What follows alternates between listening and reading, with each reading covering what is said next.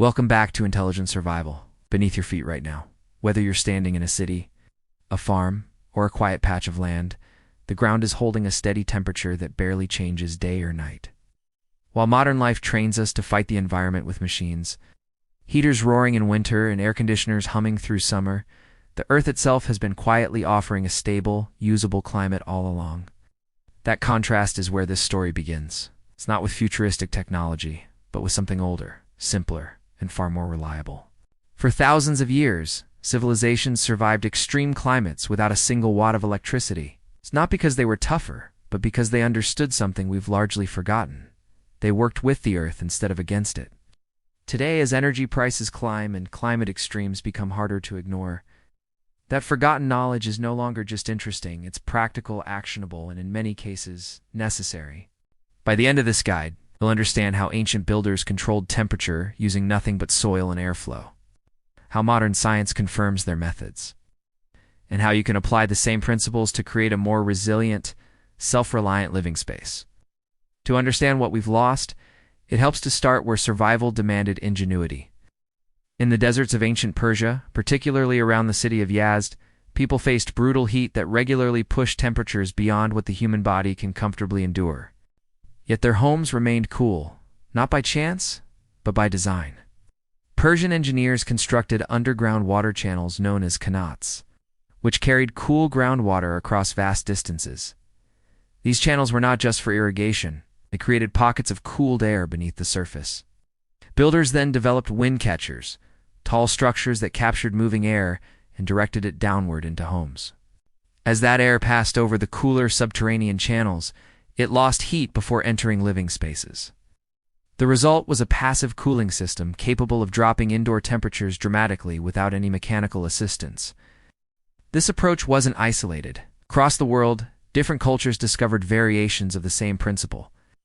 In North Africa, airflow was guided over water features to encourage evaporative cooling. In the American Southwest, indigenous communities built with thick adobe walls that absorbed heat during the day and released it at night, stabilizing indoor temperatures. In ancient Rome, engineers designed hypocaust systems that circulated heat beneath floors, creating one of the earliest forms of central heating. Even today, in parts of Tunisia, entire communities live in homes carved into the earth, where temperatures remain stable year-round despite extreme conditions above ground. These examples are not curiosities. They are proof that the earth itself can be used as a thermal regulator. What all of these systems share is a deep understanding of how soil interacts with temperature. The ground is not just dirt, it acts as a massive thermal reservoir. At the surface, temperatures fluctuate constantly with weather and seasons. But as you go deeper, those fluctuations fade. By the time you reach a depth of a few meters, the temperature stabilizes close to the average annual temperature of that region. This happens because soil resists rapid heat transfer. It absorbs and releases energy slowly, smoothing out extremes. In practical terms, that means the ground can be significantly warmer than the air in winter and significantly cooler in summer. This brings us to a modern application of an ancient idea, the earth tube. At its core, it's a simple system. A pipe is buried several feet underground and runs horizontally across a property before connecting to a building. One end draws in outside air, and the other delivers that air indoors. As the air travels through the buried pipe, it exchanges heat with the surrounding soil. In winter, cold air entering the pipe warms up as it moves through the relatively warmer ground. In summer, hot air cools down before it reaches the interior. The effect can be substantial, reducing the workload on heating and cooling systems by a significant margin. The mechanics behind this are straightforward. When air flows through the pipe, thermal conduction allows heat to move between the air and the pipe walls, and from there, into the surrounding soil. Because the soil temperature remains stable, it acts as a consistent source or sink of heat depending on the season.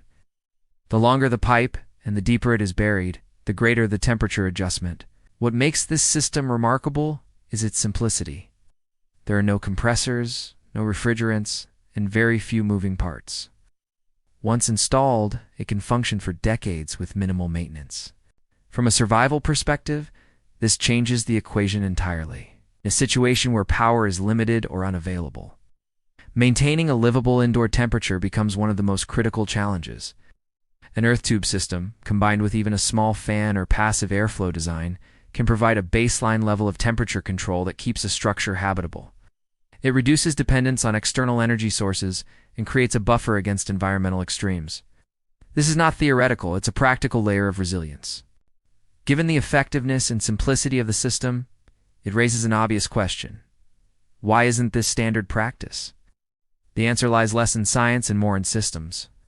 Modern construction is shaped by building codes, industry standards, and economic incentives. Technologies that fit neatly into existing frameworks are adopted quickly. Those that don't often remain on the fringes regardless of their effectiveness. Earth tubes fall into that second category. They don't align with the conventional heating and cooling industry, which is built around mechanical systems that require ongoing maintenance and energy consumption. There are also regulatory challenges. Many places, installing unconventional systems requires additional approvals, engineering documentation, and inspections. These barriers don't necessarily exist because the technology is unsafe, but because it isn't part of the established norm. Contractors may be hesitant to recommend systems that fall outside their standard scope of work, and homeowners may avoid them due to unfamiliarity. Over time, this creates a cycle where effective solutions remain underutilized simply because they are not widely recognized. Concerns about issues like moisture and air quality have also played a role. Early implementations sometimes used materials and designs that allowed water to accumulate inside pipes, leading to mold growth. But modern designs have addressed these problems. Properly installed systems use smooth-walled pipes laid on a slight slope, allowing condensation to drain away.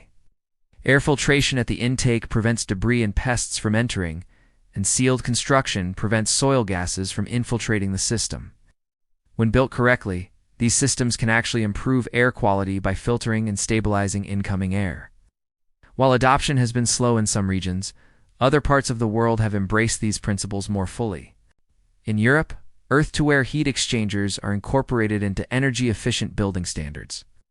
Large-scale installations in commercial buildings demonstrate the same principles at work on a bigger scale, reducing energy consumption and improving indoor climate control. In extreme environments, such as parts of Australia, entire communities rely on underground or earth-integrated living spaces to maintain comfortable conditions without heavy reliance on mechanical cooling. For individuals looking to apply these ideas, the barrier to entry is lower than it might seem. Installing a basic system involves excavation, pipe placement, and careful planning of airflow and drainage. The materials themselves are relatively affordable, and the process can often be completed with rented equipment. The key is understanding the principles: sufficient depth to reach stable temperatures, adequate pipe length for heat exchange, and proper design to manage moisture and airflow. This is not about cutting corners. It's about using physics to your advantage. At a broader level, this approach represents a shift in thinking. Modern life often pushes us toward more complex solutions, layering technology on top of problems that could be addressed more simply. But resilience doesn't always come from adding more systems. Sometimes it comes from removing dependencies and working with what is already available. The ground beneath your home is not just a foundation, it's a resource. It holds energy, stability, and potential that can be tapped with relatively simple means. History shows us that people have survived and thrived in extreme environments long before modern infrastructure existed. They did it by observing patterns, understanding materials, and designing with intention. Those lessons remain relevant. Tools may have changed, but the underlying principles have not. As conditions become more unpredictable, revisiting these ideas is not about nostalgia. It's about practicality. If there's one takeaway from all of this, it's that resilience is built, not bought. It comes from understanding how systems work and choosing solutions that continue to function when others fail. The earth tube is just one example, but it represents a larger philosophy that the most effective survival strategies are often the simplest and the most enduring. If you found this valuable and want more deep dives into forgotten survival systems and the history behind them, make sure to subscribe and share. This was someone who takes preparedness seriously. It's a lot more beneath the surface, and we're just getting started.